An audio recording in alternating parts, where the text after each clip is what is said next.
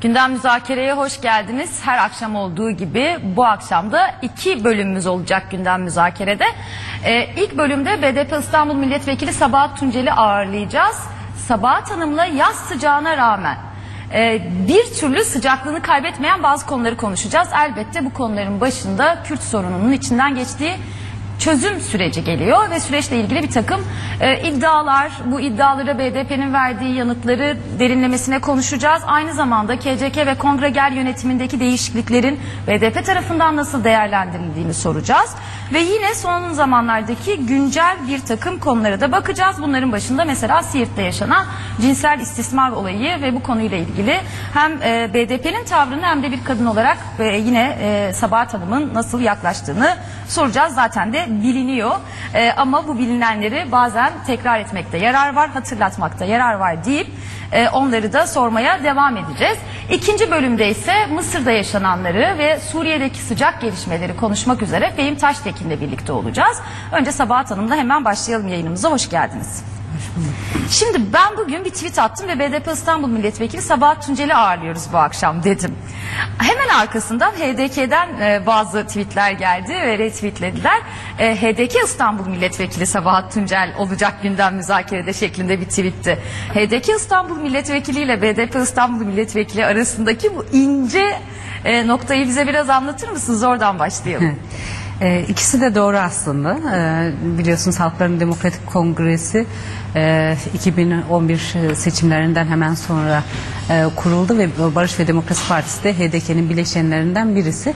Dolayısıyla içeriyor. Yani hem Halkların Demokratik Kongresi daha üst bir çatı tabii. Hani BDP hem BDP milletvekiliyim hem Halkların Demokratik Kongresi milletvekiliyim. Milletvekilisiniz. Tabii ben çok büyük bir yanlış yapmışım gibi hissettim. Böyle HDP'den evet. Hemen Halkların Demokratik Kongresi vurgusu gelince bu önemli. Buradan girmemin tabii bir şöyle nedeni de var. Bu sabah bir toplantı vardı Cezayir lokantasında evet. Sanırım. Ve orada BDP eş genel başkanı Selahattin Demirtaş da oradan bir konuşma yaptı. Gezi direnişini ve Hatay'ı selamladığını söyledi. Bir sürü sebeple önemli olduğundan Halkların Demokratik Kongresi Gezi'den sonra özellikle buradan başladım. Sanırım yani bugün en azından bir kulis haber olarak öyle miydi? Yerel seçimler ittifaklarına dair de bir değerlendirmeniz oldu mu bu sabah bugünkü toplantıda? Bugün Halkların Demokratik Kongresi olarak yürütmemizle birlikte bileşenlerimizin genel başkanları, eş başkanlarıyla bir toplantı yaptık. Hem siyasal gündemi değerlendirdik. Türkiye'de yani Kürt sorunu çözüm süreci nerede? Halkların Demokratik Kongresi olarak bunu nasıl görüyoruz? Hem gezi olayları, gezi direnişiyle ortaya çıkan durum, bunu nasıl değerlendirebiliriz ve Halkların Demokratik Kongresi olarak bu süreci nasıl örgütleyebiliriz? Ve tabii ki yerel seçimler konusu tartışma konusu oldu. Bu bir istişare aslında, hani bu süreci hem ortaklaştırmak, ortak paydayı tutturmak hem de bundan sonraki süreçte nasıl bir yol yürüyeceğimizi ifade etmek için de önemli bir toplantıydı. Yani gün boyu sürdü. Basın toplantısını da bu vesileyle yaptık. Yani hem bütün bileşenlerin ortak tavrı olması açısından hani bundan sonraki sürece de yaklaşımımızı ortak bir şeyle ifade ettik. Doğrusu oldukça önemli çünkü özellikle gezi direnişi de bize şunu ortaya çıkarttı. Halkların Demokratik Kongresi'nin ilk tartışmalarında aslında tam da bunları tartışıyorduk. Hani halkın iradesinin açığa çıkarması, işte meclisler oluşturarak halkı doğrudan demokrasiye katma ve halkın kendisinin söz sahibi olacağı bir mekanizma yaratmak, siyasal olanı toplumsallaştırmak, toplumsal olanı siyasallaştırmak gibi bir hedefle yola çıkmıştık. Aslında bizim hani bu konuda öngörümüzün doğru olduğu ama pratik olarak yeterince bu sürecin içerisinde olmadığımız, yani bunun öz eleştirisel yaklaşımı da oldu. Hangi süreci? Yani bu gezi sürecinde de yani genel olarak bu 2 yıllık süreç içerisinde Halkların Demokratik Kongresi daha önemli, örgütsel olarak kendisini daha güçlü ifade edip bu sürecin öncülüğünü yapabilirdi aslında. Bunun potansiyeli ve olanağı vardı. Ama yeterince örgütsel olarak kendisini ifade edememesi, biraz dağınık yansıyor olması, bileşenlerin ayrı ayrı duruyor olmasının yeterince merkez olmayı engellediği değerlendirmeleri yapıldı. Ben bundan sonraki süreç açısından da Halkların Demokratik Kongresi'nin daha güçlü bir merkez olması ve önümüzdeki dönem siyasal gündeme müdahale etmesi açısından önemli olduğunu düşünüyorum bu öz eleştirisel yaklaşımın. Yani bu sabah o halde, yani bugün öğleden sonra yapılan daha doğrusu o toplantıda bütün bileşenler bir araya geldi ve hani genel olarak yalnızca gezi süreciyle ilgili değil, genel bir değerlendirme yaptınız. Ve bu değerlendirmeden de bir takım öz eleştirel notları paylaşıyorsunuz. Sonuçta şu değerlendirme, yani kritik bir süreçten geçiyoruz. Bir yandan Kürt sorunu çözüm tartışmaların olduğu bir dönem. Hani ilerleyecek mi, ilerlemeyecek mi, nasıl gidecek? Bir yandan Türkiye'deki bu halk zerhıldanı, toplumsal muhalefetin ortaya çıkması, hani Kürdistan'daki bu eşitlik özgürlük talebiyle Türkiye'deki eşitlik özgürlük talebinin nasıl ortaklaştırılabileceği, önümüzdeki dönem bütün bunların yansımasının yerel seçimlerde bulacağı tartışmaları iç içe yürütülen bir süreç oldu. Dolayısıyla muhtemelen her yapı kendi içerisinde bunu değerlendiriyordur. Çünkü hem iktidarı hem muhalefeti, yani yeni döneme göre kendisini konumlandırmak durumunda. Yani bugün de mesela biz tartışmalarımızda ortaya çıkan bu çözüm sürecinin başlaması Türkiye'de yeni bir dönemi ifade etti. Yani yeni bir eskiden mesela daha çok savaş, çatışma koşullarına göre kendisini konumlandıran güçler şimdi barışa göre, çözüm sürecine göre kendini konumlandırmak durumunda. Dolayısıyla bunun bir dili, üslubu, kendine göre bir örgütlenme tarzı var ve bütün bunları doğru okuyup doğru yönlendiren kazanır. Ama doğru okumadığınız sürece ortaya çıkan bu durumda, tabloda kaybettiren durumda olabilir. Dolayısıyla biz doğru okuyabildiğimizi en azından şimdilik düşünüyoruz. Çünkü önümüzdeki dönem iktidar olma hedefi var. Mesela Halkların Demokratik Kongresi'nin iktidar olmasının yolu da halkı doğru anlamak ve ona doğru öncülük yapmaktan geçiyor. Halkların Demokratik Kongresi peki bu doğru okumayla ilgili bundan sonra hani stratejik herhangi bir karar aldı mı? Nasıl yürüyecek bu yolu? Toplumsal olanı, siyasal olanı toplumsallaştırmak, toplumsal olanı da siyasallaştırmak dediniz. Bu kavramsal düzeyde kalmaktan ve böyle hani soyut halinden daha somuta nasıl indirgeyecek önümüzdeki dönemde? Tabii önümüzdeki dönem aslında kurulduğu günden bugüne hep kendisini yerelde ifade eden, işte 5 temel eksen diye ifade ettik. Birisi demokrasinin kazanılması diye söyledik. Bunu demokrasinin kazanılması diye ifade ettik. Çünkü herkes demokrasiden bahsediyor. Yani herkesin bir demokrasi anlayışı var.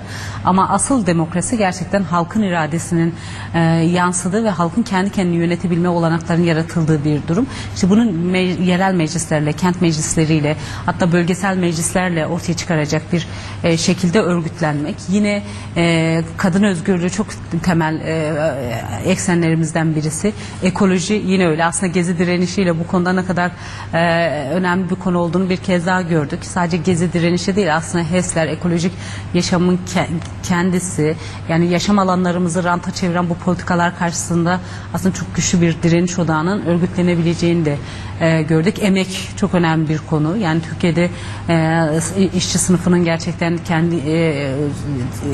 kendi sorunlarına sahip çıkması, aynı zamanda sürece öncülük etmesi açısından da önemli. Yine gençliğin dinamik yapısının bu sürece katılımı. 5 eksende, hani bütün, tabii ki başka alanlar da var. Bütün bu engellilerden işte yaşlılara, başka sorun alanlarına kadar hani çözüm perspektifi, ama bu 5 eksen etrafında bir arada olup süreci geliştirebiliriz tartışması yürütmüştük. Aslında bu devam eden bir süreç ve bundan sonra bu alanı daha da genişletmek. Mesela Halkların Demokratik Kongresi sonuçta herkesin bir şekilde de yapısını korudu. Yani hem kendi varlıklarını koruyarak içerisinde yer alabildi. Siyasi parti, kurum, kişiler, yani hareketler, ekoloji hareketi, kadın hareketi yer aldı, halkların, inançların yer aldığı bir mekanizma. O açıdan bundan sonraki süreci bu eksenleri etrafında daha örgütlü bir mücadeleyi geliştirerek olur. Mesela bu forumlar yapılıyor Türkiye'de, özellikle İstanbul'da. Mesela bu forumlar aslında Halkların Demokratik Kongresi'nin daha önce tartıştığı meclisler meselesi. Yani halkın kendisine söz söyleyebileceği.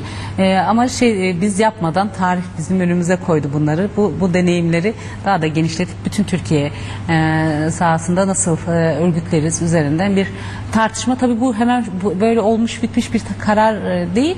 Bunu bir tartışma ve bu süreci devam ettirme. Sonuçta hani önümüzdeki dönem HDP'nin kongresini yapacağız. Biliyorsunuz Halkların Demokratik Kongresi'nin içerisinde bir de Halkların Demokratik Partisi'ni kurduk.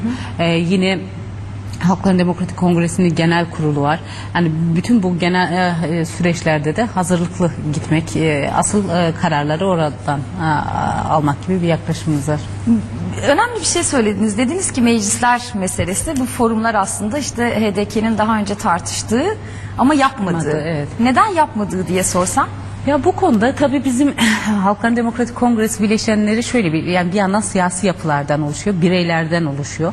%40 kurum, %41'e %60 kurum temsili, %50 kadın temsili, LGBT işte gençlik temsili falan var. Ama yine de bizim geleneksel özellikle sosyalist yapıdan gelenler olarak yaptığımız geleneksel bazı alışkanlıklarımız var. Nedir bunlar aşamadığımız geleneksel alışkanlıklar? Yani şöyle daha çok değerlendirme yapma, tespit yapma, sürekli kendi içerisinde bir pratik olarak pratiğe geçmeden sürekli bir değerlendirme içerisinde olma. Aslında biz bunları çok yoğun tartıştık ama pratiğe geçince yine örgütlerin kendi arasında daha önce yaşanan sorunlar, sıkıntılar, bakış açıları bazen şeylere yansımaya neden oluyor ya da bazen güncel politikalar yani diyelim ki bunu hepsini bir arada götürme yaklaşımından uzak olma yani aynı anda birkaç işi yapmak ama çok zorlu bir yıl geçirdik yani bir yandan Kürt sorununda yaşanan savaş süreci çatışmaların çok yoğun olduğu bir dönemde kuruldu Halkların Demokratik Kongresi hemen arkasından aslında çözüm süreci başladı yine gezi direnişi hep aslında sokakta olan hep pratikte yer alan ama daha çok bileşenlerin kendisi olarak Halkların Demokratik Kongresi olarak değil de bileşen olarak var olma durumu oldu. Bütün bunlar aslında o gücü de sinerjiyi de dağıtan bir noktada ama ben bugünkü toplantıda da gördüm. Herkes bunun farkında yani bu önemli bir şey farkında olmak ve değişmek durumunda olmak. Yani siyaset eski tarzla olmuyor yani geleneksel tarzla olmayacak. Çünkü hayat bize başka yol gösteriyor ve biz değişmek durumundayız. Hatta şimdi mesela birçok insan örgütlü yapılara tepkili daha çok yeni bir bunun nedeni de yeni bir anlayış, yeni bir zihniyet istiyor. Yeni bir siyaset yapma, yeni bir politika yapma tarzı. Yani üstenci ben yaptım oldu. Mesela bugün AKP'nin öfkenin nedeni de bu. AKP işte %50'nin gücünü arkasına alarak ben yaptım oldu. Kendisine adeta bir padişah yerine koyup sultan yerine koyup her şeyi yapan bir otoriter yapıya da itiraz. Yani doğal olarak daha demokratik bir şey istiyor. Bu bizler açısından da geçerli. Yani merkezde üretilen, halka rağmen üretilen politika halk tarafından artık kabul görmüyor. Halk beni göreceksin diyor. Yani beni görmeden siyaset yapamazsın diyor. Dolayısıyla yeni dönem Halkların Demokratik Kongresi açısından da bütün bunları gözden geçirme. Aslında kendi ilkelerine bir kez daha dönüp bakıp buradan yeniden yapması gerekenleri yapıp yol alması gerekiyor. Yol almamız gerekiyor daha doğrusu. Diyorsunuz ki herkes farkındaydı, bugün onu fark ettim. Bu bir ivme kazandıracak mı bir yandan bu farkındalık? Geleneksel alışkanlıklardan sizin tanımladığınız üzere söylüyorum. Uzaklaşmak için ya da hani onların yerine başka bir şey koymaya dönük bir ivmeye dönüşür mü? Yani, bence dönüşmek durumunda eğer siz anı doğru okumazsanız, tarihi doğru okuyup gereklerini yerine getirmezseniz aşılırsınız yani. Bu çok net. Tarih boyunca hep aşılan o kadar çok yapılar oldu ki bir Halkların Demokratik Kongresi de o açıdan eğer gereğini yerine getirmezse aşılır, insanlar başka seçeneklere gider. Biz bunun farkındayız. Ama ben şurada çok umutluyum. İlk Halkların Demokratik Kongresi çalışması yürüttüğümüzde hep bize soruyorlardı işte bu HDP'den bir şey çıkar mı? Bu soldan bir şey çıkmaz. Genelde sola dair Türkiye'de niyeyse böyle bir algı var. Aslında olumsuz bir algı. Hani mevcut sol sosyalist güçlerin hani Türkiye'de tabanına baktığımızda %1'lerde olmasının da belki bir şey. Bu olumsuz algıda sizi bölüyorum. Olumsuz algıda solun hiç mi rolü yok sizce? Hiç mi payı yok? Tabii ki var. Yani o konuda şey yapmıyorum. Yani siyaset yapma tarzı dediğim gibi halkla buluşma ve halkın içerisinde değil de üstten bir dille yani aslında o dokunamama hali başka nedenler de var. İdeolojik politik yaklaşımı, toplumsal sorunlara çözüm yaklaşımı, birçok şey yapabilirsiniz ama bu algı içerisinde HDP'ye bir ön yargıyla yaklaşım vardı. Ama şimdi mesela sokakta sorusuyla karşılaşıyorum. HDP ne yapıyor? Nerede? Niye öncülük etmiyor?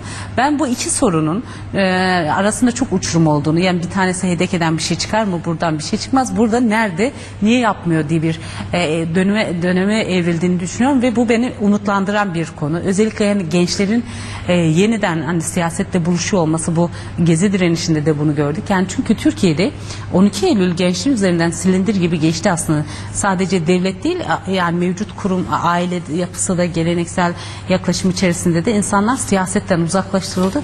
Siyaset sadece Ankara merkezinde yapılan bir hale geldi. Dolayısıyla insanlar buna itiraz ediyor. Bunun kendisi de dolayısıyla yeni bir merkezi, yeni siyaset yapma aracını zorunlu kılıyor. Halkların Demokratik Kongresi o açıdan önemli bir araç, en azından elimizde şimdi değerlendirebileceğimiz. Önümüzdeki dönem için ne olur bilmiyoruz. Sonuçta partiler, kurumlar bir şekilde bir araçtır. Yani hedefin kendisi değildir. Asıl amaç halkı örgütlü toplum haline getirip kendi kendini yönetebileceği bir mekanizma kurmaktır. Halkların Demokratik Kongresi de buna aracılık yaparsa bu bizi çok mutlu eder tabii. Burada bir iki soruluk daha kalalım. Yavaş yavaş sürece ve diğer konulara doğru ilerleyeceğiz. Ama ilk sorduğum soruyu unutmuş değilim. Yerel seçimlere dair bir ittifak konuşuldu mu? Bununla ilgili de bir takım söylentiler var. Hatta bir yerel seçimlerde CHP, BDP, MHP ittifakının bile olabileceği konuşuluyor. Bunu öğrenmek istiyorum sizden öncelikle. Bugün ya da öncesinde bilemiyorum. Başka bileşenlerle herhangi bir ittifak Türkiye'de doğal olarak seçim atmosferine girildi. Yani herkes bir şekilde yerel seçimleri, hatta bundan çok öncesinden herkes bir şekilde özellikle İstanbul özelinde düşündüğümüzde seçim tartışmaları, hesapları yapıyor. Her siyasal olgunun kendisi de yapması doğal. Biz daha çok hani ittifak politikalarından ziyade şunu tartıştık. Bu nasıl bir atmosferde seçime giriyoruz ve bu seçimler neden önemli? Halkların Demokratik Kongresi bileşenleri olarak bu seçimlere nasıl hazırlanabiliriz meselesi tabii ki ittifak tartışmalarda. Halkların Demokratik Kongresi ittifağa açık. Yani bu Halkların Demokratik Kongresi dışında olan güçlerle ittifak yapabilir ama bunun bazı ilkeleri vardır. Yani o konuda için tartıştığımız için söylemiyorum ama mesela MHP ile ittifak tartışmasız bile, yani böyle bir tartışma nereden var bilmiyorum ama sonuçta Halkların Demokratik Kongresi demokrasiden, özgürlüklerden yana olan, hani gerçekten emekten yana olan, kadın özgürlüğünden yana olan bir perspektifle hareket ediyor ve bu konuda ortak paydada buluşacağı kesimlerle ittifak yapar. Yani bugün Halkların Demokratik Kongresi bünyesinde olmayan birçok siyasal yapı da var biliyorsunuz o konuda.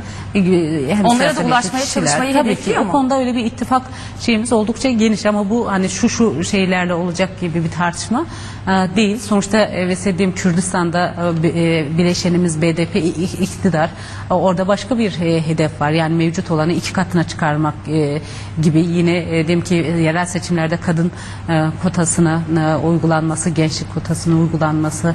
Yani sadece mesele belediye başkanlıkları falan değil. İşte muhtarlıkta tutalım, meclis üyeliklerine kadar bütün bunları tartışmak gerekiyor. O açıdan hani şöyle bir tartışma bence henüz erken, hani şu partilerle ittifak olur olmaz diye. Ama tabii ki her seçimde doğal olarak herkes ittifak yapabilir yani. Evet ama bir şekilde sizin de belirttiğiniz gibi Türkiye bir seçim tartışması atmosferine girmiş olduğu için buna benzer kaynağının ne olduğu da belli olmayan, belki bilinmeyen bazıları yapmak istiyor. Yani bu konuda tartışma açmak istiyor. Doğal olarak herkesin dediğim gibi bir hesabı var. Yerel yönetimler sonuçta önemli bir siyasal... Daha da önemli olduğu bir döneme girmedik mi? Tabii şöyle bir şey. Başbakan durmadan sandık gösterdiği bir yerde. Yani dolayısıyla burada ortaya çıkacak irade de süreci de etkileyecek bir durum bence de. Yani sadece mesela bir belediye başkanlığı seçimi ortada olmayacak. Böylece hem iktidar açısından hem muhalefet açısından, ana muhalefet açısından, bizler açısından halkın desteği de ortaya çıkmış olacak diye düşünüyorum. Yani o açıdan açıdan tabii ki önemli, siyasal sonuçları da olacak bir nokta. Bir de halkın kendi kendini yönetebileceği kurumların seçmesi önemli. Yani çünkü yerel seçimler sonuç itibariyle birebir halka temas eden bir durum. Bunları iyi değerlendirmek gerekir. Bir diğer ilkeleri var tabii. Halkların Demokratik Kongresi'nin dediniz, bazı ittifaklar söz konusu dahi edilemez dediniz. Fakat bir yandan şunu söylemediniz, CHP ile ittifak olamaz demediniz. Olabilir mi? Yani bu her dönem taze bir konu, her daim taze bir konu ve her zaman Kürt siyasi hareketine ve bileşenlerine mutlak suretle sorulan sorulardan biridir. Ve her zaman da kendini günceller. Dolayısıyla yani dediğim gibi böyle henüz bu ittifak şeyleri tartışılmadığı için erkenden bir söz söylemek şu parti, yani ben sadece fikren yani şöyle söylüyorum, bazı ilkeler meselesini tartışıp bunun üzerinden olur olmaz meselesini tartışmak gerekiyor. Çünkü sizin de ifade ettiğiniz gibi sadece yerel seçimler bir belediye hizmet alanı değil. Örneğin bizim politikamızda Halkların Demokratik Kongresi'nde de BDP'de de aynı zamanda yerel özellikleri savunuyoruz. Yani yerel halkın kendi kendini yönetim hakkını savunuyoruz. Dolayısıyla bu yerel özelliklerde Kürt sorununa bakış, örneğin ana dilde eğitim meselesinden tutalım, kadın meselesini, gençlik meselesi, ekoloji meselesi, bütün bunlar önemli. Yani bu paydalarda ortaklaşabileceğin, ortak zeminde oluşabileceğin bir alanda olur. O açıdan şimdi hani onunla olur, bununla olmaz tartışması hem sağlıklı değil, hem de buradan hani tartışırken sonuçta partinin milletvekilisiniz ve söylediğiniz şey insanları bağlıyor. O açıdan çok genel olur ya da olmaz sözünü kullanmıyorum, ama bazı konularda mesela ilkeseldir bazı yaklaşımlar, hani ittifak kurma meselesi, hani ortak ilkelerde, ortak paydada bulaşamayacağımız kesimler olduğu ortada bazıları.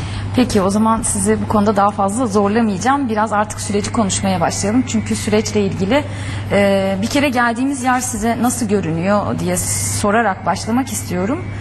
Herkesin farklı açıklamaları var son zamanlarda. İşte kimi bir duraksama olduğunu söylüyor, kimi yeterince hızlı ilerlemediğini söylüyor. Siz baktığınız yerden süreci nasıl görüyorsunuz? Ya tabii 2013 Ahmet Nevruz'unda yeni bir Türkiye'ye bence uyandık. Yani Kürdistan'da Sayın Abdullah Öcalan'ın bütün dünya kamuoyuna milyonların şahitliğinde duyurduğu manifestosunda ya da işte mektubunda yeni bir dönemin işaretlerini gördük. Neydi bu? Artık silahlı mücadeleyle değil, demokratik siyasetle hedefimize ulaşmak konusunda kapı aralanıyor diye ve Türkiye halklarına bir çağrı, bunu birlikte örmek, yani kapitalist moderniteye karşı demokratik modernite için birlikte mücadele etmek, kadınlar, gençler, ekoloji hareketleri, Türk, Kürt, Laz, Çerkez, bütün halklar, bütün inançlar, kültürler diye. Bu çok önemli bir nokta diye düşünüyorum ve bu aslında yeni bir bence hem Kürt siyaset açısından hem Türkiye açısından yeni bir dönem ifade ediyor. Bundan sonra İmralı'da Sayın Abdullah Öcalan'la yapılan milletvekili arkadaşlarımızın da yaptıkları toplantıda kamuoyuna açıklanan bir süreç var. Yani bir diyalog ve müzakere sürecinin başladığına dair. Tabii hükümet bu konuda çok resmi bir şey ifade etmese de ama yalanlamadı da bu şeyi. 3 aşamalı bir projeden bahsediliyor.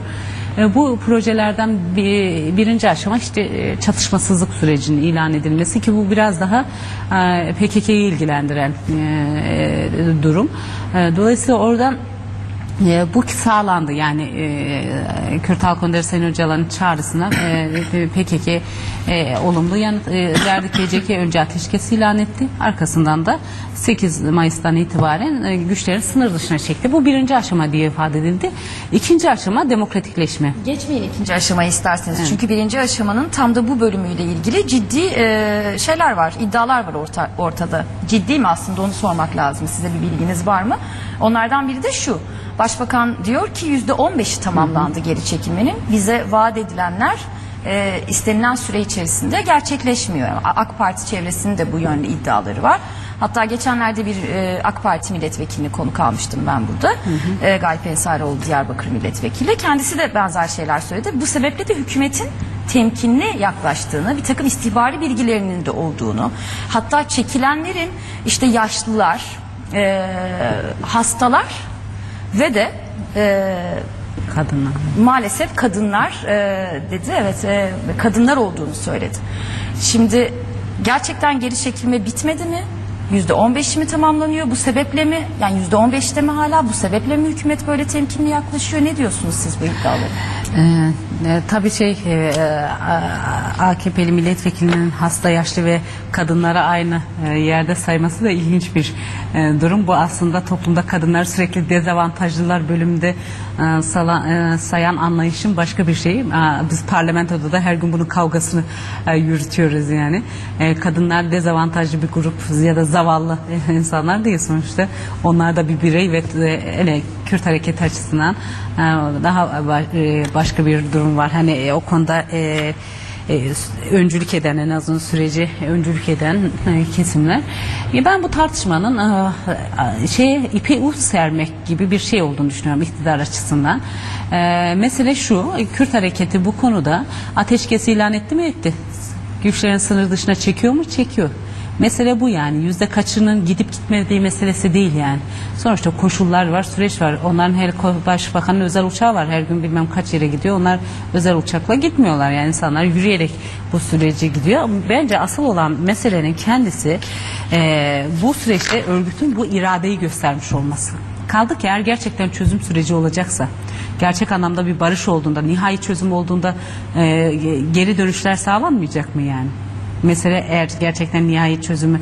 O yüzden hani şu kadarı gitti, bu kadarı kaldı tartışmasının kendisi bence çok gelmiyor yani. Mantıklı gelmiyor bana. Bu aslında yan çizmenin ya da ikinci aşama diye ifade ettiğimiz devletin üzerine düşen görev ve sorumlulukları yapmamanın gerekçesi olarak değerlendiriliyor. Mesele bu yani. Yoksa bence yani Sayın Öcalan'ın çağrısına uyup hatta grupları biliyorsunuz gazeteciler gitti, izlediler, karşıladılar. Bunun kendisi de bence yeterli bir durumdur. Yani dolayısıyla diğerleri %100'ü gider gitmez. Ama burada şu mantık ortaya çıkıyor. Çünkü AKP aslında Kürt sorunu çözmekten ziyade PKK silahları bıraksın, bu işten kurtulalım. Yani Kürtlerin Kürt sorunu nedeni olan Kürtlerin hak ve özgürlük talebi, statü talebi, kendi kendini yönetme hakkı, dil, kimlik, kültür taleplerini karşılamadan ziyade aslında biz yıllarca bunu söyledik. Yani nedenleri bugünkü PKK Kürt sorunu nedeni değildir. Sonucu olarak ortaya çıkmıştır.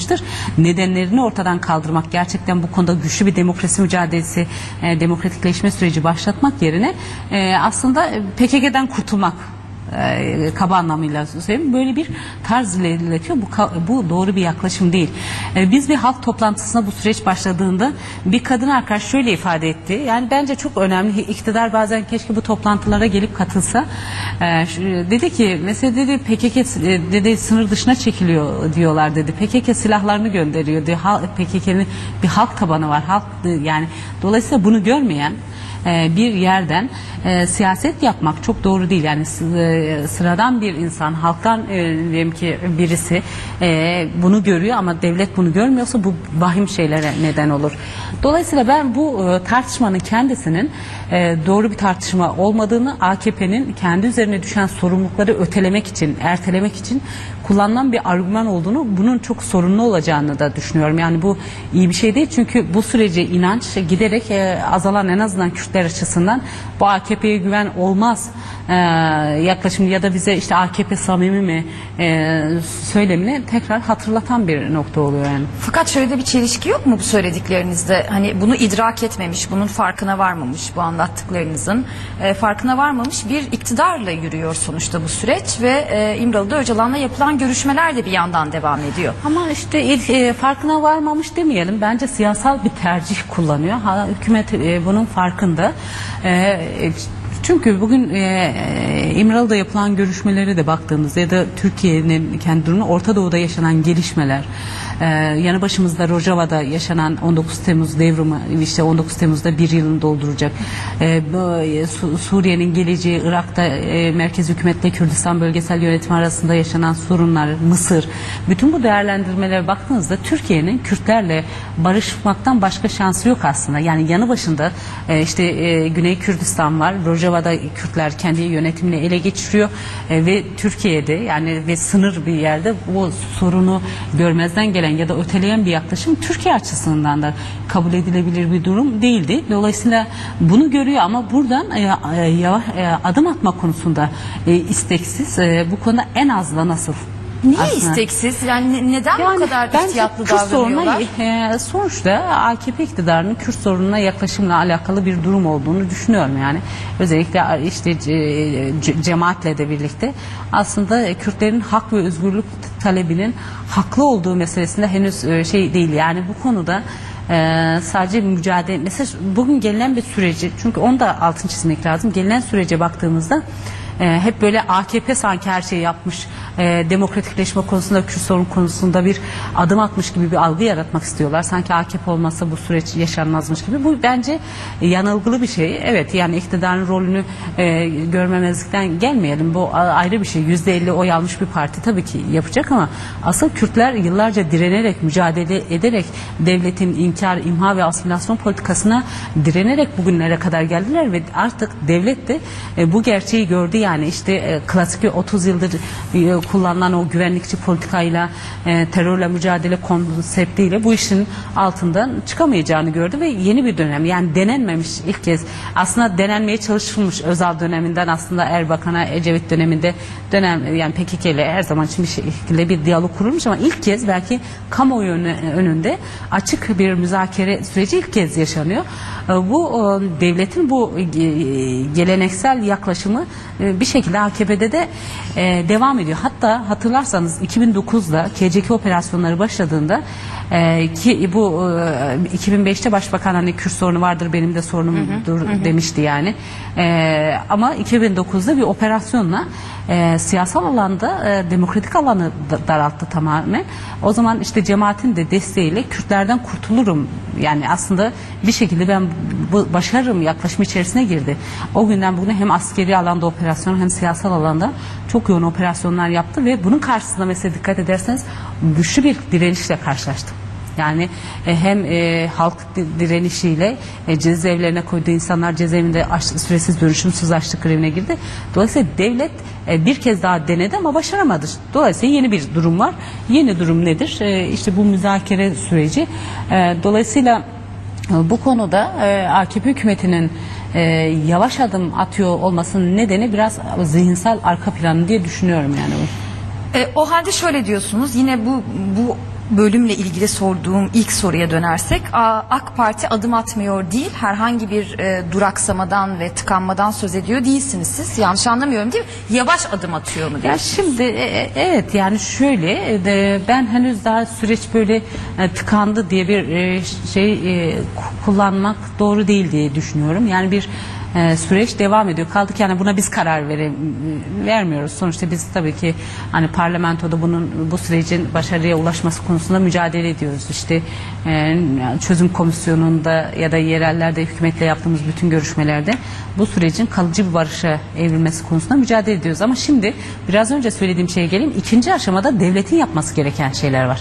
Eğer devlet bu yapması gereken şeyleri yapmazsa o zaman bir üçüncü aşama denilen normalleşme sürecine geçilmez ve aslında Türkiye daha büyük bir kaosun, krizin içerisine girebilir yani.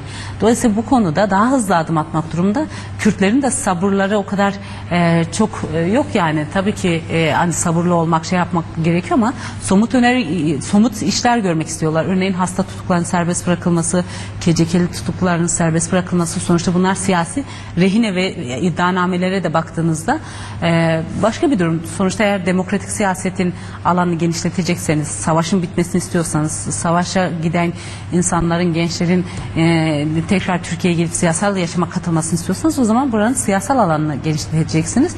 Burada bir sorun var. Yine mesela dikkat ederseniz bu AKP'li ya da AK Partili vekillerin ifade ettiği ya da onlara yakın akademisyenlerin ifade ettiği mesela gerillaya katılımlar meselesi. Tam da ben oraya gelecektim. Dağlardaki dağ çıkışlardaki artıştan bahsediyorsunuz, evet, değil mi? Şimdi evet, burada bir bence bunu hükümet kendisine sorması gerekiyor. Yani hala bu gençler gerillaya katılıyorsa bu şeyden bağımsız, yani bu sürece güvensizlikle alakalı bir durumdur. Dünyada da bütün çatışma süreçlerinde dikkat ederseniz asıl mesele güven, iki tarafın birbirinin iradesini tanıması ve birbirine güven vermesi.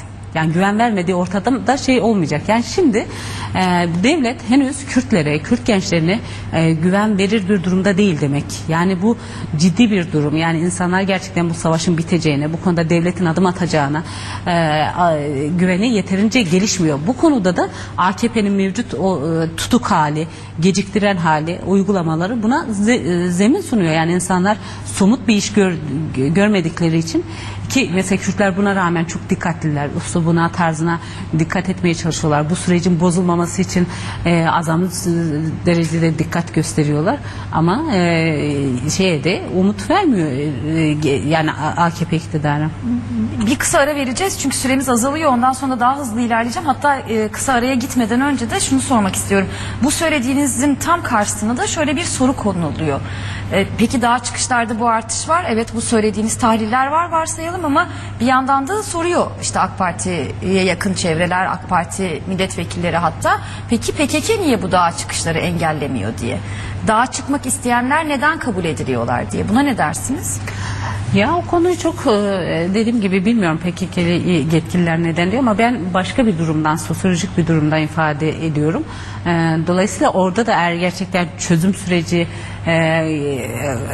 bir şeye ulaşırsa, orada bir güven, ki mesela PKK'li yetkililerin açıklamalarında da, KCK'lilerin açıklamalarında da görüyoruz ki henüz bir güven yok yani. O güven sağladığında bu durum kendiliğinden ortadan kalkacaktır diye düşünüyorum. Yani gerçekten hani Türkiye'de hala demokratik siyasetin önü açılmamışken, Gezi olaylarında da, Gezi direnişinde de ortaya koyduk en küçük bir toplumsal muhalefet böyle devlet şiddetiyle bastırılırken, burada insanlar kendilerine başka bir alan açıyor. Dolayısıyla şeyden ziyade mesela devlet hala kendisini örgüte göre izah ediyor.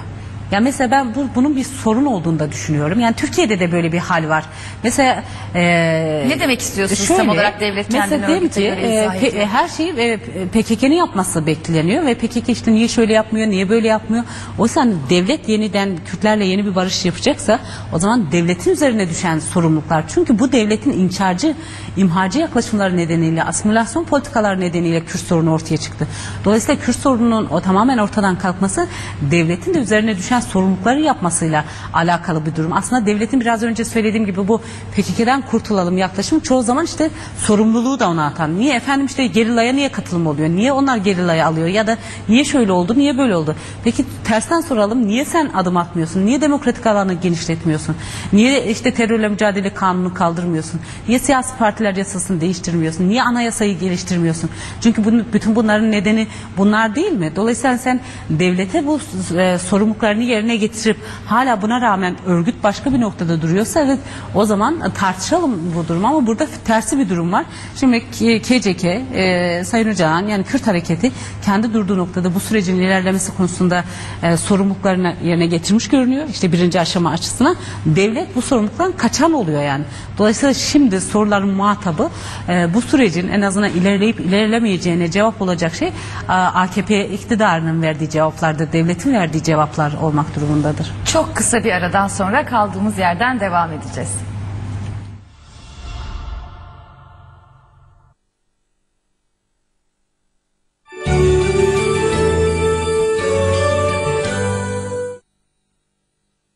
D-Smart keyfini yanınızda taşımaya ne dersiniz? En heyecanlı belgeseller, Avrupa futbolunun coşkusu, Formula 1 heyecanı, dünyanın en iyi basketbolu. Hepsi ve daha fazlası D-Smart Blue ile artık her an her yerde. Onlarca kanal, yüzlerce film ve dünyanın sporu istediğiniz an parmaklarınızın ucunda. Hem de HD kalitesinde. D-Smart Blue. D-Smart keyfini yanınızda taşıyın.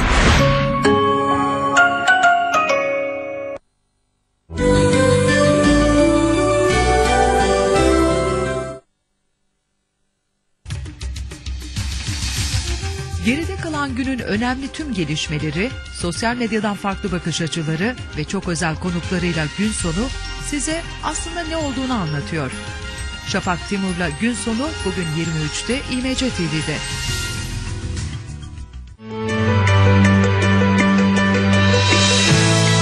Bol haberli bir sabah İMC TV izleyicilerini bekliyor. Günün gazetelere yansıyan ilk notları, metropolden yerele Türkiye'nin gündemi, Dünya hali, sanat, kültür, sohbet ve müziğin yer aldığı Güler Yıldız'la bu sabah yarın 06'da İmece TV'de. Güne İmece TV'de başlayın, hayattan haberiniz olsun.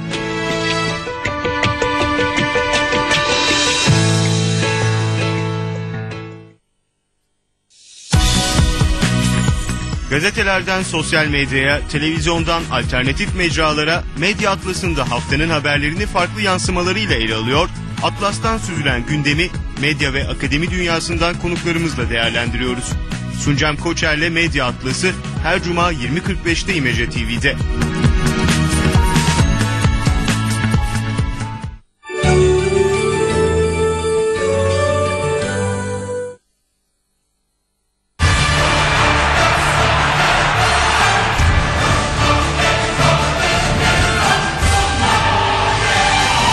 Futbol sezonu D-Smart'la başlıyor. Dört büyüklerin hazırlık, ön eleme ve grup maçları D-Smart'ta. Üstelik daha fazla spor keyfi için Messi'li, Ronaldo'lu La Liga ve Avrupa'nın basketbolu Turkish Airlines Euroleague tam 2 yıl boyunca hediye. Dünyanın futbolu D-Smart'ta.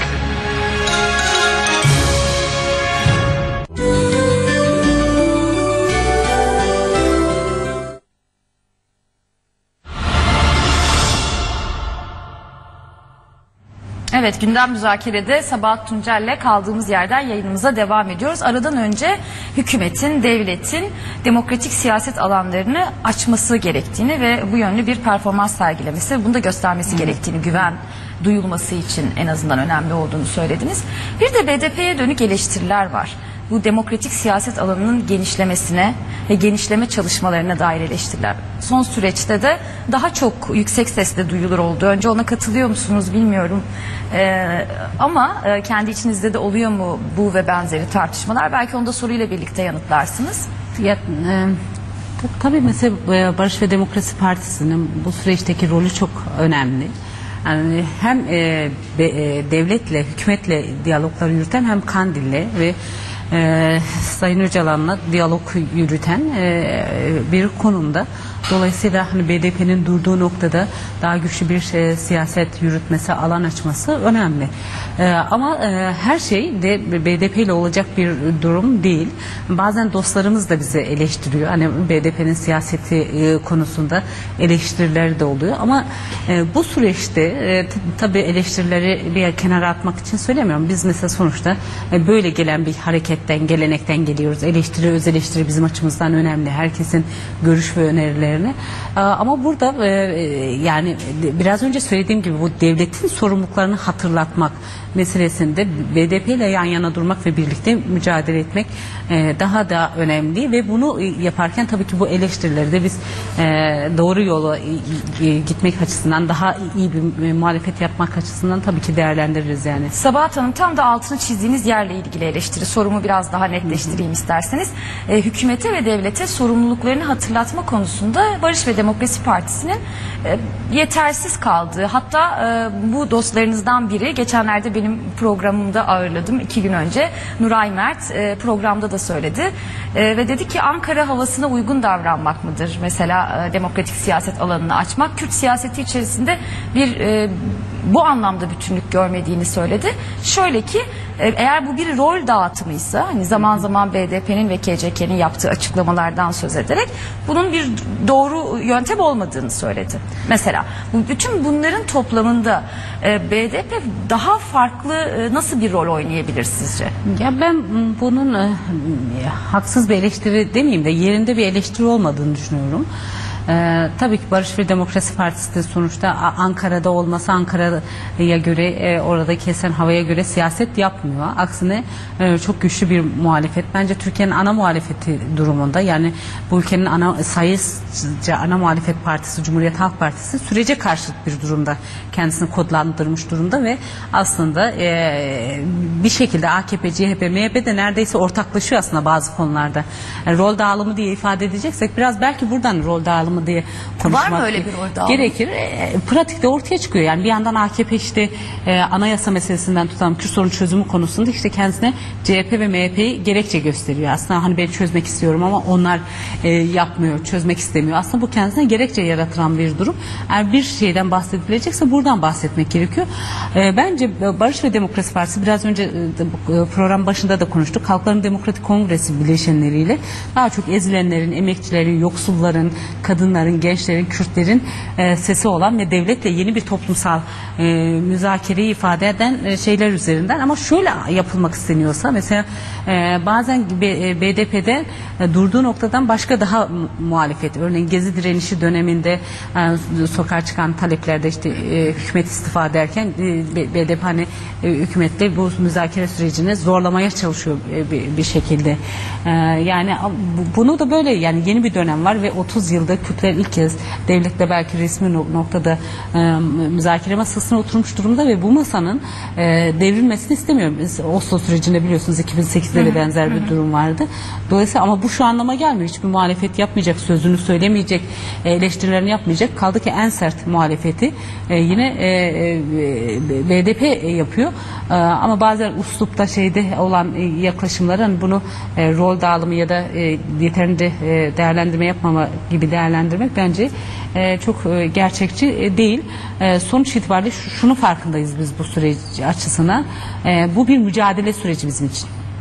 Evet, bir yandan bir masa var ama biz bu masanın bir tarafında olanlar olarak yoksullar, emekçiler kendi hak ve özgürlük taleplerimizin kabul edilmesi konusunda, Kürtler olarak kendi taleplerimizin kabul edilmesi konusunda bir mücadele halindeyiz ve bu devletle bu mücadeleyi doğru yürütmek kazanımları güçlendirebilir diye düşünüyoruz. Yani buradan bakmak daha sağlıklı olur.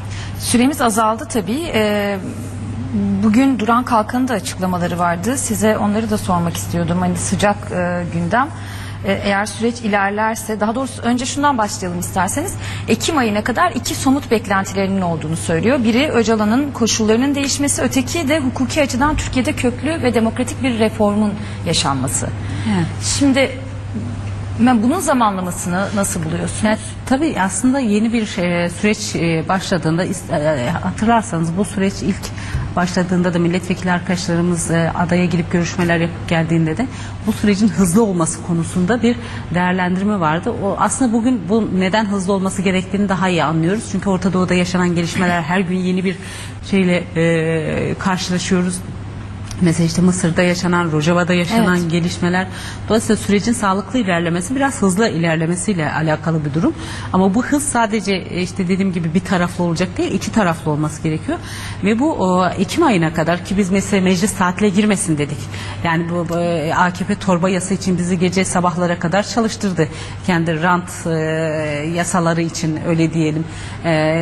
Sabahlara kadar çalıştırdı. Pekala barış içinde, çözüm süreci içinde biz sabahlara kadar çalışmaya hazırız. Yani sabahlara kadar çalışmaya gerek kalmadan bu süreç içerisinde olsun. O yüzden dedik Ramazan'dan hemen sonra bari başlasın. Çünkü bu toplanır mı sizce meclis Ramazan'dan sonra? Yani en azından biz bu konudaki beklentimizi hep ifade ettik. Çünkü eğer gerçekten çözüm sürecinden bu kadar ısrarlıysa başbakan, çünkü sürekli yani çözüm süreci konusunda ısrarlı olduklarını, başkalarının bunu sabote etmek istediğini söylüyor. Asıl sabote eden şey bunu zamana yaymak ve adımlar atmamaktır. Demokratikleşme adımları atmamaktır. O açıdan bence sadece Kandil'in ya da Sayın Kalkan'ın beklentisi de bütün Türkiye Kürt kamuoyunun beklentisi somut bazı adımların atılması. Yani biz bu konuda BDP olarak, BDP blok vekilleri olarak iktidara demokrasi paketimizi de sunduk. Acil yapılması gerekenler. İşte terörle mücadele kanunun değişmesi, siyasi partiler kanunun değişmesi, ana dilin önündeki engellerin kaldırılması, demokratik siyasetin önündeki engellerin kaldırılması, düşünce, ifade, örgütlenme ve eylem özgürlüklerinin sağlanması. Bütün bunlar olmadan demokrasiden bahsetmek mümkün değil mi? Şimdi bütün bunları yapabilmek için de Ekim başında yapmak gerekiyor. Çünkü Ekim'den sonra dikkat ederseniz bütçe görüşmeleri var. Bütçe görüşmelerinden sonra da meclis tatile giriyor, yerel seçimler var. Ondan sonra bu işi yapmak mümkün değil yani. Dolayısıyla Ekim ayında bu işin bitmesi gerekiyor. Bu takvimlendirmenin nedeni de bu. Yani o açıdan bir şeye sokmak değil. Çünkü yerel seçimlerden sonra Türkiye'de nasıl bir siyasi atmosfer olacak belli değil. Ondaki seçimler döneminde kimse yasayla uğraşmayacak. Tek yasa çıkarmak için Eylül-Ekim ayı kalıyor. Yani Ekim normalde 1 Ekim'de açılıyor. Eğer tabii meclis açılmazsa. Açılabilir anladığım kadarıyla. Evet. Yani belki çağrınıza olumlu bir yanıt alabilirsiniz ve olağanüstü Yani toplanabilir. şöyle gerekirse olağanüstü toplanırız diyen açıklamaları oldu iktidarın.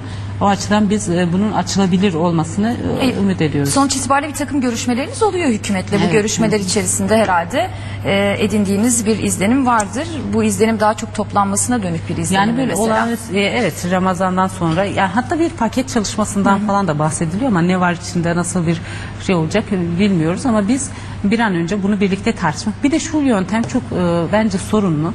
Yani ben hep parlamentoda olduğum sürece onu çok konuşuyorum. Tek partili seçimler iyi bir şey değil yani.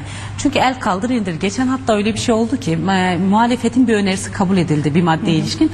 Ama herkes şöyle arıyor, hangi madde kaldırıldı acaba? Çünkü kimse bilmiyor. Yani böyle bir alışkanlık haline gelmiş. İktidar zaten hani sayı çoğunluğu var. Onlar ki iktidar milletvekillerinin birçoğu yasada ne var ne yok okumamıştır bile. Hani muhalefet okumak durumunda kalıyor. Muhalefet de alışkanlık olarak sürekli muhalefet yapıyor. Dolayısıyla muhalefet etmek için okuyor evet, diyorsunuz. bu bir sorun hali. Dolayısıyla hani tek partili yaklaşımların da hani bir yandan istikrar şu bu falan deniyor ama istediğini çıkartıyor. Demokrasi falan yok yani. Böyle sayısal çoğunluğa dayanan. O açıdan katılımcı olmuyor. Mesela barış süreçlerinin en önemli şeylerinden birisi katılımcı olması. Tüm toplumsal kesimleri bu sürece katması. Mesela bu sürecin içerisinde bir çözüm komisyonu var. Parlamentoda iki parti yok. CHP yok, MHP yok. Yani parlamento dışında kalan partilerin zaten katılım olanakları neredeyse yok. Dolayısıyla biz mesela diyelim ki barış sürecini nasıl katılımcı bir hale getireceğiz? Bütün hani sadece anketlerde bir bildiğimiz var. Türkiye'de %70, %80 barış istiyor. Bu iyi bir şey ama bu barış isteyenleri bu sürece dahil etmediğiniz sürece başka bir şey olacak. Dolayısıyla bu hani şeyden geldim buraya paket hazırlıyoruz diye ifade ediliyor ama bunu bir gerçekten Türkiye'nin ihtiyacı ne, bu konuda nasıl yapabiliriz? Bunu ortak bir çalışma zemini yok. Ben yaptım olduğu anlayışı yine de orada da böyle bir şey var ama tabii görmek lazım pakette ne var ön şeyle. Bu paket bana gerçi iyi şeyler hatırlatmıyor. Hükümetin de şimdiye kadar bize dağıttığı paketler hep boş paketler çıktı. Bundan sonra dolu çıkmasına ihtiyaç var. Öyle temenni edelim en azından. Evet. Ama siz daha iyi bilirsiniz. Dolu mu çıkacak, boş mu çıkacak? Yani hani dolu çıkmasını umuyoruz bu defa öyle diyelim. Ankara'dan alıyorsunuzdur. Evet, umut edelim. Son 5 dakikamız. Bu 5 dakikaya da 2 önemli konuyu sığdırmaya çalışacağım. Birincisi az önce Duran Kalkan'ın açıklamasını sorarken bu zamanlamayı nasıl buluyorsunuz? Sorum aslında şuraya gönderme yapmak içindi. Yakın zamanda KCK ve Kongre Gel yönetiminde de bir takım değişiklikler oldu. Ve bu değişiklikler de farklı yorumlara sebebiyet verdi biliyorsunuz. Fakat bugün yine KCK Genel Başkanlık Konseyi üyesi Murat Karayılan'ın da bir açıklaması vardı aynı zamanda. Der ki yeni yönetimimiz süreci yürütme konusunda tam yetkili ve bu sürecin yürütülmesine dair de herhangi bir sorun olmadığını söylüyor. Önce siz bunu nasıl değerlendirdiniz? Nasıl karşıladınız? Bu değişiklik sürece bir mesaj içeriyor mu? Ya ben çok öyle Türkiye'de anlam atfedildiği gibi işte Cemil Bayık geldi, Murat Karayılan gitti, işte Bahoz Erdal şuraya gitti, bilmem kim buraya gitti. Değerlendirmenin çok nasıl desem ayakları havada değerlendirmeler olduğunu düşünüyorum. Sonuçta PKK'nin ya da KCK'nin bugüne kadar ortaya koyduğu stratejiye baktığınızda aslında orada kişilerden ziyade daha çok kurumsal, kolektif bir yönetim var. Bu konuda Sayın Öcalan'ı tekrardan genel başkanlığa seçmişler. Belirleyici olan bence eğer bakmak istiyorlarsa buradan bakarlar. Çünkü bu şu anlama geliyor. Yeniden aslında Sayın Öcalan'ın başlattığı sürece sahip çıkacaklarını, bunu birlikte koordine edeceklerini, bunu birlikte yöneteceklerini ifade ediyor. ediyorlar. Bence en önemli değişikliklerden biri. Bu daha çok sahiplenmek evet, midir? Tabii yani bu sürecin arkasında olduğunu, bu süreci birlikte yürüteceklerini, genel başkanlığın etrafında toplandıkları anlamına geliyor. Bence bu konuda en yeni şey eş başkanlık sisteminin gelişiyor olmuş olması, yani yetkileri yeniden paylaşmak. Cemil Bayık'la birlikte, Sayın Bayık'la birlikte Sayın Beso Hazat'ın birlikte bu işi yürütüyor olmasının ben çok önemli bir nokta olduğunu düşünüyorum. Yani dolayısıyla kadınların rolü açısından da Kürt hareketinin böyle farklı bir durumu var. Dolayısıyla başka bir noktada. Dolayısıyla bunun da sürece katkısı olacağını düşünüyorum. Hep biz kadınları barış süreçlerinde daha etkin rol alabileceklerini düşünüyoruz. Yani savaşın en büyük mağdurları belki de barış sürecinin en öncüleri olabilirler. O açıdan buradan bakmak daha diğeri çok gerçekçi bir değerlendirme değil yani diye düşünürüm yani. Ve buna ihtiyaç yok diyorsunuz. Son 2 dakikamız galiba. 2 dakikaya sığmayacak kadar mühim bir konu. Siirt'te yaşananlar ve Abdullah Çekin vakası, olayı hakikaten ne diyeceğini bilmiyor bazen insan. Yapılan açıklamada şöyle bir şey vardı. BDP'li olması olayın daha fazla üstüne gitme nedenidir şeklinde bir açıklama vardı. Ama bugün bir başka açıklama daha var. BDP eş genel başkan yardımcılarınızdan Meral Danış Beştaş'ın yaptığı bir açıklama. BDP ile ilişkilendirilerek yapılan haberlerin kasıtlı haberler olduğunu ve yapılmaması gerektiğini söyleyen. Bu konuya ne diyeceksiniz? Yani biz Barış ve Demokrasi Partisi olarak kadın özgürlüğü meselesinin çok eksenini alan ve sanırım Türkiye'de ki hiçbir siyasi partinin programında olmadığı kadar kadın özgürlüğünün temel eksenini alan bir noktadan bakıyoruz. Yani kendi paradigmamıza da demokratik, ekolojik, cinsiyet özgürlükçü paradigma diyoruz. Dolayısıyla kadına yönelik her türlü şiddeti ötekileştiren, ikincil gören konumu reddediyoruz. Bu nereden gelirse gelsin ve bu konuda çok kesin katı kararlar aldığımız dönemler de oldu. Ben o çok uzun süre kadın kollarında çalıştım. Yani aslında kadın alanda geliyorum. Cezaevine girmeden önce de DTP Kadın Meclisi sözcüsüydüm. Ve bu konudaki tavrımız oldukça net. Tavır net de ne yapacaksınız? Şimdi tabii ki bu Siirt'teki olayın kendisi birkaç şeyi ortaya çıkartıyor. Bu bir çürüme tabii ki. Yani bu kişinin BDP'li olup olmaması önemli. Aslında önemli. Çünkü BDP'nin bu kadar gerçekten kadın özgürlüğü konusunda bu kadar dikkat ettiği, hassas yaptığı konuda kendisini var edebilmesi, bu kişinin kendisini yaşatıyor olabilmesi kabul edilebilir bir durum değil bizim açımızdan. Dolayısıyla biz bu konudaki tavrımızı, özellikle kadın mücadelesi ki her bir yani yöneticilerimize bile sorduğumuz sorularından birisi kadın ya da erkek, kadına yönelik yaklaşımınız nedir?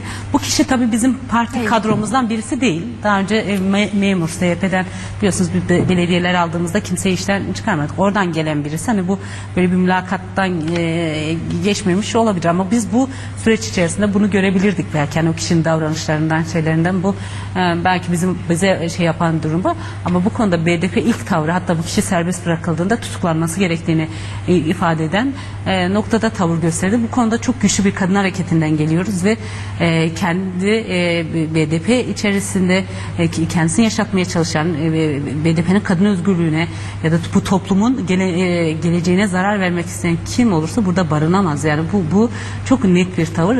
Dolayısıyla buradan belki sizin televizyonunuz aracılığıyla da bir çağrı, bütün ilçe örgütlerimiz, belde örgütlerimiz, köylere kadar herkesin özellikle bu meselede tavır alması ve teşhir etmesi gerekiyor. Biliyorsunuz biz bu konularda çok kampanyalar yürüttük. Mesela aslında sadece kadınlara yönelik değil, erkeklere yönelik de yürüttük.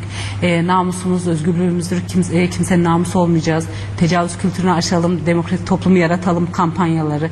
Aslında yine kadın kırımına hayır kampanyaları. Bütün bunları yürütürken de bir bilinç. Ama savaşın tabii Kürdistan'da yarattığı başka bir durum var, başka bir çürüme var. Yani bu barış meselesiyle birlikte aslında bunu da değerlendirmeye gereği. İşte fuhuş, uyuşturucu, aslında bir politika olarak, ne yazık ki devletin bir politikası olarak da göz yumuluyor ya da teşvik ediliyor ve mesela bu konuda bizim zamanım az kaldı biliyorum ama. Hiç süremiz kalmadı. Yönetmenim sürekli anons ediyor fakat bu konu önemli. Yani bir iki dakika daha devam edelim. Bu konuda şunun altını çizmek istiyorum. Özellikle gençlik örgütümüzün BDP Gençlik Meclisi'nin son dönemde başlattığı fuhuşa, uyuşturucuya, yoz yaşama karşı yürüttüğü eylemin de çok önemli ve anlamlı olduğunu biz bu Siirt'teki olayda bir kez daha gördük. Yani çürümenin nereye kadar vardığını biz böylece görmüş oluyoruz. Dolayısıyla bu sömürgeci anlayışın, sistemin ortadan kalkması için kadın meclisimiz, gençlik meclisimiz, bütün yönetimlerimiz daha ortak mücadele ediyor.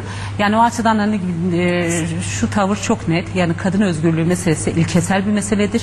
Sadece kadınların sahip çıkması gereken değil, erkeklerin de, ki biz bu konuda hep ifade ettik. Yani kadına yönelik cinsel şiddete, tacize, tecavüze ya da kadına yönelik şiddete ses çıkarmayan erkek de buna ortak olandır. Sadece kadınların ses çıkarması Sabahat Hanım, gelmez. pardon. Bu konuda yaklaşımı Bölüyorum. Son çoktan gelmiş olmalıydı ama 3 dakikada açtık süremizi. Fakat şöyle bir şey de göstermedi mi bu size? Son bir sorum olacak. Hani bir çürüme olduğunu gösterdi diyorsunuz. Kampanyalar yaptık vesaire ve daha fazla üzerine gitme nedenidir derken bugüne kadar yürütülenin yanına bir şey koyma ihtiyacını da açığa çıkartmadı mı ve bunun daha artık farklı bir düzeyde olması gerektiğinde, yani yalnızca ilkesel ve söylemsel değil, daha eylemsel bir düzeyde de. Bu konuda biz çok önemli şeyler yapıyoruz aslında. O kadar çok vakalarla ilgileniyoruz ki bizim kadın kurumları, kadın hareketi aslında yani her gün neredeyse bu kadına yönelik şiddet konusunda ya da kadınların toplumda karşılaştığı durum konusunda o kadar çok iş yapıyoruz ki. Sığınma evlerimiz var biliyorsunuz, yani belediyelerimize ait olan, yine diyelim ki kadın merkezlerimiz var. Aslında yapmadığımız işler değil ama diyelim ki sonuçta erkek egemen sistemin ortaya çıkarttığı muazzam bir sorun alanı var. Yani dolayısıyla bu sorun alanlarıyla zaten uğraşıyoruz ve bu konuda çok önemli yaptığımız çalışmalar da var. Yani bir yandan kadınları siyasette irade haline getirmek, parlamentoda, yerel seçimlerde, yerellerde iktidar, yani yönetimlere taşımak, karar mekanizmalarında var etmek gibi bir yaklaşımımız var. Bir de bu sistemin mağduru olan kadınlarla birlikte mücadele yürütüp bu sistemi değiştirip dönüştürme. O konuda aslında belki bir kadın programı yaptığınızda bütün bunları aktarabiliriz. Yaptığımız çok fazla iş var ve biz günde mesela onlarca kadınla, işte kadına yönelik şiddet nedeniyle bize başvuran onlarca kadınla ilgileniyoruz ya da başka sorunlar ki yani şöyle bir durum yok. Dediğim gibi savaşın toplum üzerinde yarattığı başka bir durum var ve bu ortaya çıkan şiddet durumu aynı zamanda kadınlara yönelik başka bir şiddet olarak dönüyor. Yoksulluğun ortaya çıkarttığı durumlar var. O kadar çok sorun alanı var ki bütün bunlar için tabii ki örgütlü kadın mücadelesini yürütüyoruz. O konuda yapılmamış bir iş ya da sadece ilkesel olarak metinde yazan bir durum değil. Aslında biz pratik olarak da bunun mücadelesini veriyoruz. Peki, çok teşekkürler. BDP ve HDK İstanbul Milletvekili Sabahat Tuncel, sağ olun. Yoğun programımızda